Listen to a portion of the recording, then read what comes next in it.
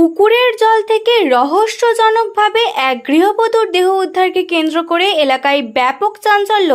মঙ্গলবার ঘটনাটি ঘটেছে আরামবাগ থানার কৃষ্ণবল্লভপুর এলাকায়। মৃত গৃহবধূর নাম আসমানি বেগম, বয়স 25 বছর, বাড়ি ওই এলাকাতেই। গৃহবধূর শ্বশুরবাড়ির দাবি, এদিন তিনি স্থানীয় একটি পুকুরে স্নান করতে নেমেছিলেন। এরপর অসাবধানতাবশত পুকুরের জলে তিনি চলে যান। এরপর বেশ কিছুক্ষণ কেটে যাওয়ার পর স্থানীয়রা তাকে উদ্ধার করে আরামবাগ মেডিকেল কলেজ হাসপাতালে নিয়ে এলে চিকিৎসক মৃত বলে ঘোষণা করেন। যদিও গৃহবধূর বাপের বাড়ির লোকের দাবি, এই মৃত্যুর পেছনে অনেক রহস্য আছে।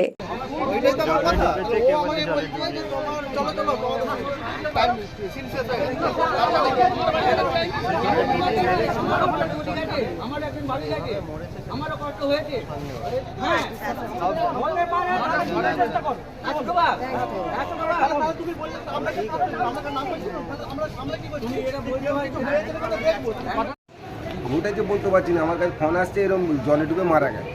কী করে মারা যেতে পারে? ওইটা বাচ্চাবেলা দিন 7-8 জানা এরকম বড় পুকুর আমার বাড়ির সামনে, আমার গ্রামে। তো শ্বশুর বাড়িতেও এরকম পুকুর সেম আছে।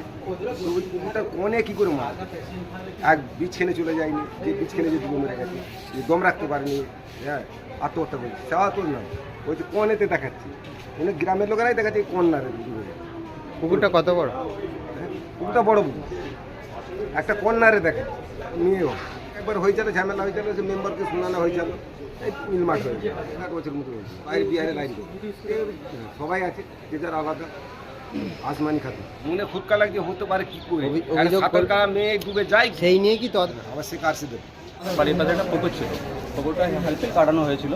তাছাড়া বন্যার জল ঢুকে যেয়ে পুকুরটা ভরে যায়। আর আজকে লোডশেডিং ছিল 8টা থেকে 2টা পর্যন্ত। লোডশেডিং থাকার কারণে প্রচুর মেয়ে ছেলে সবাই স্নান করছে একই জায়গাতে, মানে যেখানে স্নান করছিল মেয়েগুলো সেইখানেই স্নান করছিল। করতে করতে সাঁতার কেটে একবার এই জায়গা থেকে অন্য জায়গায় গেল, আবার এসেছে, মেয়েটাকে স্নান করিয়েছে, করে তুলেছে, থালা বাসন ধুয়েছে, ধুয়ে উপরে তুলেছে। কিছুক্ষণ পরেতে খবর হচ্ছে যে ও স্নান করছিল, কোথায় গেল। তখন সবাই মিলে খোঁজাখুঁজি করছে, খোঁজাখুঁজি করতে দেখা যায় যে নিজেদের পড়ে যায়। অনেক কিছু বলতে পারে দাদা, এর সাঁতার কাটছে, সাঁতার কাটতে কাটতে স্নান করছে, যে তার মধ্যে গিয়ে ডুবে যায়। এবারে সবাই জানে সাঁতার কাটছে, ডুবে গেছে। এবারে সেই মুহূর্তে, যেই মুহূর্তে তারা ডুবে গেছে, সেই মুহূর্তে ওকে সবাই বাঁচানোর চেষ্টা করেছে। এবারে তলাতে অনেকটাই ছিল, চাঁচানো শব্দ কেউ পায়নি এবং কেউ হাত নাড়িয়েছে সেটাও কেউ দেখতে পায়নি। মানে ডুবে গেছে, সবাই দেখতে পেয়েছে যে ও স্নান করছিল, কোথায় গেল, ডুবে গেছে। পেয়েছে 5-7 মিনিটের মধ্যে, 7 মিনিট পর কিন্তু তাকে তোলার চেষ্টা করেছে, কিন্তু তুলতে পারে। পাড়ার মেয়েরা ছিল, আর নাম হচ্ছে আসমিনা বেগম, আমি দেওয়া সাহেব। ঘটনাটা ঘটেছিল বলতে গেলে তোমার ওনারা বক্তব্য যেটা, যে পুকুরে লাইতে গিয়েছিল, লাইতে গিয়ে ডুবে গেছে। কিন্তু আমরা যেটা বলতে চাই, যে মেয়ে ছেলেটা ছোটোবেলা থেকে বড়ো হলো, ঘরের বাড়ির সমস্ত বড়ো পুকুর আছে, সেখানে সাঁতার কেটে বড় হয়েছে। সে লাইতে যে এই মাথা থেকে ওই মাথা গিয়ে ডুবে যাইতে, লাইতে ওনার স্বামী বাইরে আছে, বাড়িতে ওনারা বেলা জায়গা সব ছিল, আরও সব যেসব পাড়া পড়ছে যেটা সব। আমার ওটা মামাতো বোন হয়। আমাদের ওনার বাড়ি কাজীপাড়া, আমাদের বাড়ি সুশনিপাড়া। হ্যাঁ, সন্দেহ তো হচ্ছে, কারণ এর আগে অস্বাভাবিক মৃত্যু মনে হচ্ছে। হ্যাঁ, এর আগে একবার ওরই 400 একটা দেওর, খোকন বলে নাম, ভাসুর খোকন বলে নাম। তো উনি চুলের মুঠি ধরে জলে ডুববেছিল ওনাকে। হ্যাঁ, ওনাকে। তখন ওনার মেম্বারকে আগে যে সবাই পড়া পড়েছিল, কেন কেসও হয়েছিল মনে হচ্ছে যতটা সম্ভব দিয়ে। তো এর আগে এমনি ঘটনা হয়েছিল।